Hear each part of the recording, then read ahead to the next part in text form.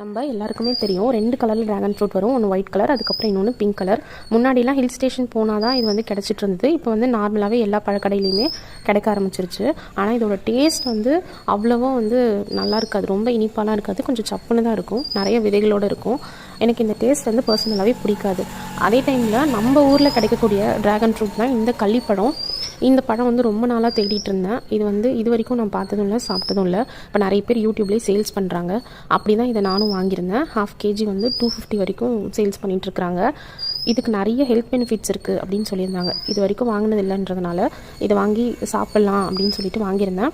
Taste வந்து ஒரு இனிப்பும் புளிப்பும் கலந்து இருந்துச்சு. அந்த கலர் வந்து ரொம்ப நல்லா இருந்தது. ஒரு பிங்க் கலர் அப்படியே கையில் ஒட்டிக்கிச்சு. நிறைய விதைகளும் அதில் இருந்துச்சு. இந்த விதைகளை வந்து அவ்வளோ சீக்கிரத்தில் மென்று சாப்பிட முடியல, ரொம்ப ஹார்டாக இருந்துச்சு. அப்புறம் இந்த பழத்தில் ஒரு ஸ்டார் முள் இருக்கும், அதை எடுத்துகிட்டு தான் வந்து சாப்பிடணும் கண்டிப்பாக, இல்லை தொண்டையில் வந்து அது குத்திரும். இந்த பழத்தில் நிறைய மெடிசனல் பெனிஃபிட்ஸ் இருக்கிறதுனால தான் இப்போ நிறைய பேர் இந்த பழங்களை வந்து விரும்பி வாங்க ஆரம்பிச்சிருக்காங்க. நானுமே அதுக்காக தான் இதை வாங்கியிருந்தேன்.